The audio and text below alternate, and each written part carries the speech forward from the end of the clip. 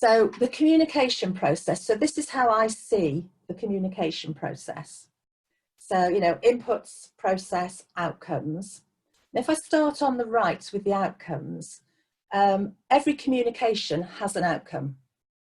Even saying good morning to somebody has an outcome in terms of, you know, my own thoughts or feelings, or the impact on the other people, their thoughts or feelings, or they might do some behaviour in return. So every communication has some sort of outcome, whether we intend it or not. So some of the time we might as well think about what's our intention when we're communicating. And some of you will have previously heard me talking about this disconnect between our intention when we communicate and the sometimes negative impact we can have because of our interaction style. Most of the time it's great and it's positive, and you've all given wonderful examples of how our interaction style can be positive in terms of the impact that we have in achieving our intention, but sometimes we can have a negative impact. So there's always some outcomes. No, I'm not just talking about verbal communication, Sarah, I'm talking about physical as well. But I'm not talking about written, I guess. No, I think this would probably apply to written, but hold that thought and you can all, you know, give your views on that later on. And is it more about how you're sending the message rather than the person? Yeah. It's all about you, your role in the communication process. Yeah, correct? It's more about what you're sending rather than the two-way at the moment, although I think this applies to two-way as well. At the other end, we've got the inputs to the communication. So obviously there's the words you use, your tone of voice, your body language, your energy, how you generally come across. Then in the middle, you've got the process, you've got rapport, how you build rapport with other people. You've got advocacy and inquiry. Those are the terms that Peter Senge uses. So advocacy being how you put over your own points, inquiry being how you ask questions and get a feeling for the other person's perspective, and, you know, generally how you collaborate. I will just check, can everyone see the slides okay? Are they big enough? Okay, good, wonderful.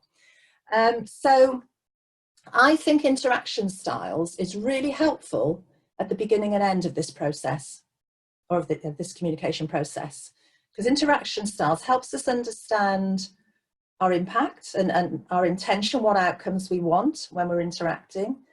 And it gives us insight into those inputs. How are we coming across? What's our tone of voice, our energy, our body language? I also think interaction styles is really good for that rapport bit. I think this other model, the ISI model, adds a bit of granularity to the behaviours around what should we actually do if we want to advocate something? What should we actually do if we want to inquire into the other person's position?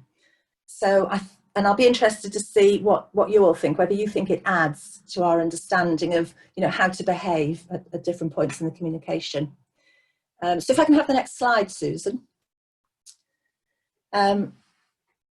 This is the very simple guide to interaction styles. So what you've got there are Linda Berens's names and the names I use for the styles. And you've got for each of these, typically what's the drive of each interaction style? What is their intention? What are they trying to achieve when they're communicating with other people? And you've got, how are they coming across? You know, what are their inputs? So I won't go through them all, but Chart the Course or Navigator, for example, their intention is to get a course of action and to make deliberate decisions. And the way they come across is calm and focused, perhaps a bit reserved and serious, etc. And all the things you said in the introduction, Susan did, you could put some of those words into these boxes as well. But basically, interaction styles is telling us that's people's intention, that's how they're coming across. Any questions or comments on that one?